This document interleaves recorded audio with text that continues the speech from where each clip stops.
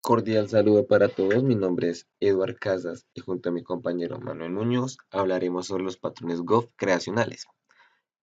Yo empezaré hablando sobre el patrón Singleton. Como ya sabemos, este patrón define la creación de una sola instancia. Para este ejemplo, aplicaremos el patrón para definir el mandatario de un país. El único atributo que tendrá nuestra clase presidente será el nombre. También crearemos una variable de tipo presidente donde vamos a guardar la instancia única del objeto. Hacemos su respectivo constructor. Es importante mencionar que el constructor hay que hacerlo de tipo privado para que desde otras clases no se pueda instanciar. Por ejemplo, desde el main intentemos crear un objeto de tipo presidente.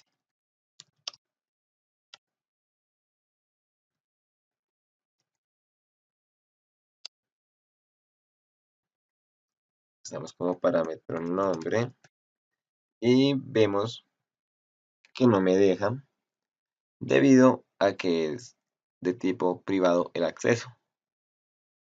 Por eso es importante hacer el constructor de tipo privado. Luego tenemos este método que es el que nos va a retornar la instancia singleton. Dentro de este método podemos ver que si el presidente es nulo, es decir, no se instancia el objeto, y de esta forma sé que lo tengo que crear. Entonces, si el objeto es nulo, va a crear una nueva instancia y lo va a guardar en la variable que definimos al principio y que dije que iba a guardar pues la única instancia creada. Ya de esta forma, esta instancia podría tener acceso a todos los métodos. Entonces creemos el singleton.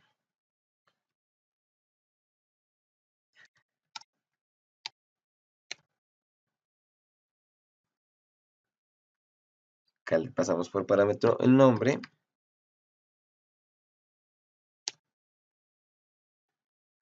Y si corremos, vemos que a votar el presidente es Edward. ¿Qué es lo que está en el constructor? ¿Qué pasaría si creamos otro presidente?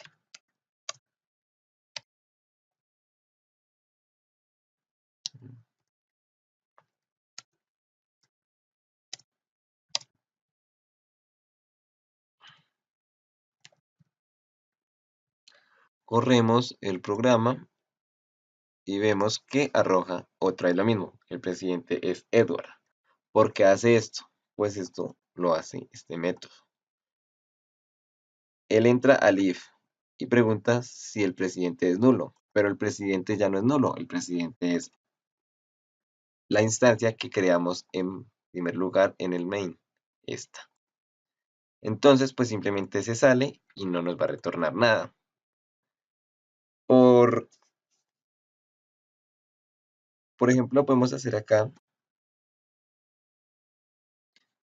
una banderita que nos diga, perdón, que no puede crear este objeto. Entonces podemos escribir, no se puede crear el presidente, perdón, el presidente, concatenamos el nombre,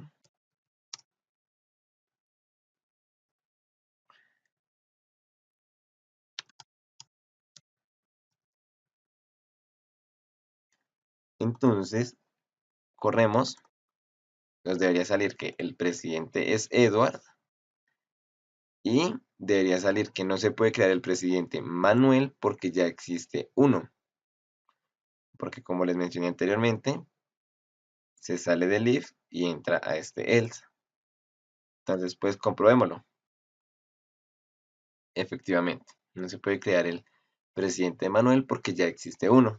Esto es lo que hace el patrón Singleton. Solo admite que se crea un objeto de esa clase.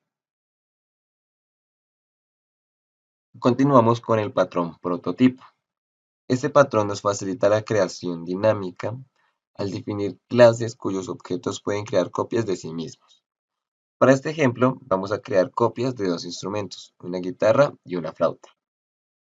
Como primer paso, vamos a crear una clase abstracta que implemente la interfaz Clonable. Tenemos la clase instrumento que implementa de Clonable y pues simplemente tenemos los atributos que van a tener los distintos instrumentos, los getters y setters, y este es el método que nos va a permitir clonar. Como segundo paso, creamos las clases concretas que heredan de la clase abstracta, es decir, creamos la flauta y guitarra que van a heredar de instrumento. Creamos el constructor, simplemente vamos a decir que la guitarra es de tipo guitarra, y igualmente la flauta que extiende instrumento es de tipo flauta. Como tercer paso, vamos a crear una clase para obtener objetos concretos y guardarlos en una hash table. No necesariamente tiene que ser una hash table, se pueden implementar otras estructuras. Recordemos que una hash table nos permite almacenar datos mediante un ID o un índice. Entonces, en esta primera línea, creamos la hash table, donde el ID que le vamos a pasar o el índice va a ser un string y va a almacenar un instrumento. Entonces, procedemos a guardar, creamos el instrumento guitarra, le pasamos como ID 1, entonces guardamos en la hash table la guitarra con ID 1 y a continuación le pasamos el objeto. Igualmente con la flauta, pero con ID número 2. Este método que está acá abajo nos va a permitir retornar el instrumento pasándole por parámetro el ID de este. Una vez guardados, procedemos a clonar. Acá esta línea va a guardar los elementos que estaban anteriormente, es decir, va a llamar a este método y va a guardar. Y de esta forma va a poder clonar. Entonces acá vamos a obtener el instrumento con ID número 1 y lo va a clonar. Y de igual forma, en este caso, va a clonar el instrumento que tiene ID número 2.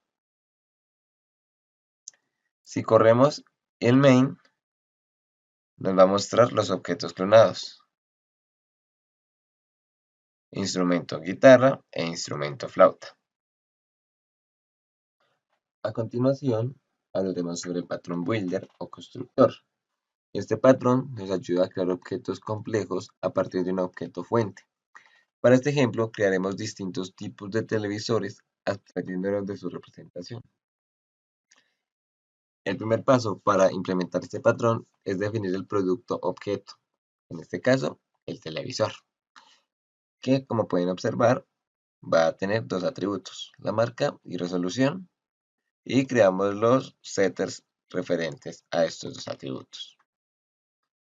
Como segundo paso, creamos una clase abstracta que sea capaz de crear televisores. Yo llamé a esta clase crear televisor. Crear televisor en su constructor nos va a retornar un televisor y quien extienda o utilice esta clase va a construir su propia marca y su propia resolución. Como tercer paso, vamos a definir los productos concretos, donde vamos a hacer uso de estos dos métodos. Para este ejemplo, yo llamé constructor televisor Samsung, que va a construir su marca y su resolución. La marca, pues obviamente Samsung, y la resolución de 496 por 963, perdón. Y de igual forma, el constructor para el televisor LG, que es nuestro otro producto concreto. La marca LG y su resolución de 745 por 856. Una vez tengamos nuestros productos concretos, vamos a especificar nuestro director o cliente. El cliente, para este caso, yo lo llamé almacén, y se va a encargar de construir el televisor. Va a construir el televisor con la marca y la resolución que le hemos pasado a los televisores concretos. Builder o constructor. Una vez que hayamos definido este método, que es el que va a construir el televisor, un objeto fuente. Pues simplemente, para este ejemplo, crearemos distintos tipos de televisores, dependiendo de su y cada almacén lo construye. El primer paso para implementar este patrón Samsung es definir el producto objeto. En este caso, la clase constructor Samsung y el LG, como pueden observar, LG va a tener dos atributos, el almacén y resolución, y creamos los sets referentes a estos dos atributos. Televisor Samsung. Como segundo paso, creamos una clase abstracta que sea capaz de crear televisor LG. Yo llamé a esta clase crear televisor. Al ejecutar este en su main constructor, podemos observar un televisor y que nos salen las especificaciones de esta clase que construyó. Va para esta primera su propia marca y su propio Samsung, su propia resolución. Y su, como tercer paso, vamos densidad de pantalla, donde vamos a hacer uso de parte que es el LG. De igual forma, para este ejemplo, yo llamé constructor televisor Samsung, que va a construir su marca y su resolución. La marca, pues obviamente Samsung, y la resolución de 496 por 963, perdón. Y de igual forma, el constructor para el televisor LG, que es nuestro otro producto concreto. La marca LG y su resolución de 745 por 856. Una vez tengamos nuestros productos concretos, vamos a especificar nuestro director o cliente. El cliente, para este caso, yo lo llamé almacén, y se va a encargar de construir el televisor. Va a construir el televisor con la marca y la resolución que le hemos pasado a los televisores concretos. Una vez que hayamos definido este método, que es el que va a construir el televisor, pues simplemente en el main podemos observar que se crean los televisores y cada almacén lo construye. Creamos el televisor Samsung con la clase constructor Samsung y el LG con el constructor LG. El almacén va a construir su televisor Samsung y otro almacén va a construir su televisor LG y lo construye. Al ejecutar este main, podemos observar que nos salen las especificaciones del televisor que se construyó. Para esta primera parte sale el Samsung y su densidad de pantalla, y para la siguiente parte, que es el LG, de igual forma. Como mi compañero mencionó anteriormente, este patrón fábrica también hace parte de los patrones creacionales, en donde este nos dice que la estructura básica debe ser tener una fábrica, una interfaz y como mínimo dos objetos que implementen la interfaz.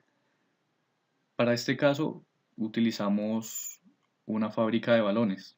Para el ejemplo vamos a usar nomás tres balones que se crean en esa fábrica, el de baloncesto, el de fútbol y el de rugby, donde se tiene la interfaz con el método de dimensión. ¿Por qué dimensión? Porque es lo común entre esos tres balones, ya que cada uno se utiliza para diferente deporte.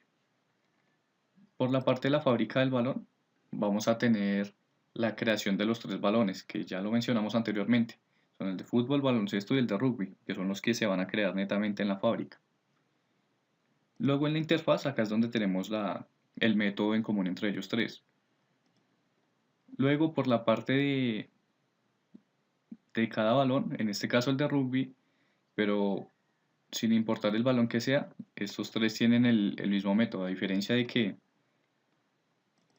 la parte que cambia es esta donde se tiene el balón, porque pues obviamente cada balón es diferente. Ya en esta parte en el main vamos a crear un objeto fábrica balón, que es donde vamos a corroborar si el balón lo crea esa fábrica. Y si lo crea la fábrica, vamos a retornar lo que tenemos en cada una de las clases. En este caso vamos a decir el tipo de balón que es. Efectivamente, tenemos un balón de fútbol, un balón de baloncesto y un balón de rugby. Como siguiente, el patrón de fábrica abstracta, que tiene como el objetivo crear una familia de productos, en donde esta familia de productos se va a subdividir según las características que contengan.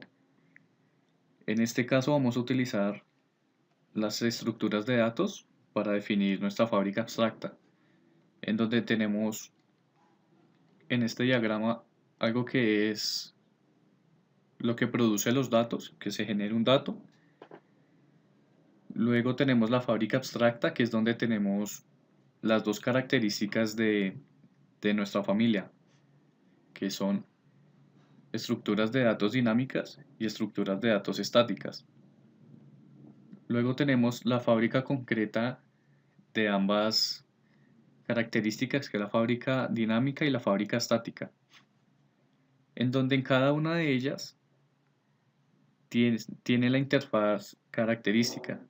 Y la interfaz característica va a ser implementada por los objetos que requieran de esta interfaz. En el caso de las estructuras de datos estáticas tenemos el arreglo y una matriz. Por otro lado, con las estructuras de datos dinámicas tenemos la pila, la cola y un grafo. Aquí tenemos el productor del dato. El productor del dato nos va a verificar a qué familia pertenece cada uno de estos objetos o el objeto requerido, que ya sea dinámico o estático. Luego en la fábrica abstracta vamos a tener los dos métodos abstractos. Como ya lo mencionamos, es dinámico o estático. Pero estos dos van a ser parte de las interfaces. La interfaz dinámica, como está propensa al cambio, su método va a ser cambio. Y las estáticas van a tener un tipo. Luego por cada uno de los objetos, en este caso utilizamos la matriz que pertenece a los estáticos, verificamos que el método sobrescrito va a ser el tipo porque está implementando la interfaz estática. En el caso de tener una cola, implementa la interfaz dinámica. También va a sobreescribir el método que contiene la interfaz para que nos pueda devolver a qué familia pertenece la cola, de igual forma la matriz. Y en la fábrica dinámica, al igual que en la fábrica estática, tenemos un método sobrescrito que extiende de la fábrica abstracta. Para el caso de la dinámica, tenemos los tres tipos de datos. Al igual que en la fábrica estática, tenemos la verificación de los dos objetos que hay en la fábrica. En el caso de las dinámicas, vamos a hacer la creación de la fábrica dinámica. Para el caso de las estáticas, la creación de la fábrica estática como instancias de esta clase. Luego vamos a pasar por parámetro, para la parte dinámica vamos a pasar por parámetro sus tres objetos, que es donde vamos a verificar si efectivamente la fábrica produce esos tres datos, al igual que en la fábrica estática. Vamos a verificar si la fábrica construye esos dos datos. Y en el caso de que todo sea posible, vamos a decir que nos muestre lo que contiene eso. En este caso, donde pasamos pilas, colas y grafos por la parte dinámica, con esta línea de código se va a verificar que efectivamente la fábrica está creando las pilas, las colas y los grafos para el caso dinámico. De tal forma que la fábrica estática también está creando el arreglo y la matriz. En este caso, cuando estos cinco o alguno de ellos es verificado y efectivamente existe en la fábrica, nos va a decir el tipo de dato al que pertenece, ya sea dinámico o estático.